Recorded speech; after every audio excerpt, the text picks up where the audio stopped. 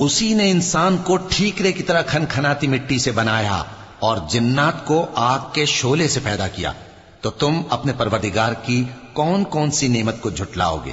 وہی دونوں مشرقوں اور دونوں مغربوں کا مالک ہے، تو تم اپنے پروردگار کی کون کون سی نعمت کو جھٹلاؤ گے؟ اسی نے دو دریا رواں کیے جو آپس میں ملتے ہیں، مگر دونوں میں ایک آڑ ہے کہ اس سے تجاوز نہیں کر سکتے، تو تم اپنے پروردگار کی کون کون سی نعمت کو جھٹلاؤ گے؟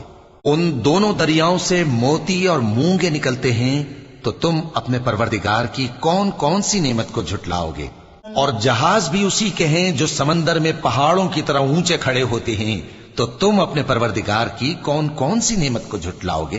جو مخلوق زمین پر ہے سب کو فنا ہونا ہے، اور تمہارے پروردگار ہی کی ذات جو صاحب جلال و کرم ہے باقی رہے گی، تو تم اپنے پروردگار کی کون کون سی نعمت کو جھٹلاؤ گے؟ آسمان اور زمین میں جتنے لوگ ہیں سب اسی سے مانگتے ہیں، وہ ہر روز کسی نہ کسی کام میں ہوتا ہے، تو تم اپنے پروردگار کی کون کون سی نعمت کو جھٹلاؤ گے؟ اے دونوں جماعتوں، ہم ان قریب تمہاری طرف متوجہ ہوتے ہیں، تو تم اپنے پروردگار کی کون کون سی نعمت کو جھٹلاؤ گے؟ اے گروہ جن و انس، اگر تمہیں قدرت ہو کہ آسمان اور زمین کے کناروں سے نکل جاؤ تو نکل جاؤ، اور زور کے سوا تو تم نکل سکنے ہی کہ نہیں، تو تم اپنے پروردگار کی کون کون سی نعمت کو جھٹلاؤ گے؟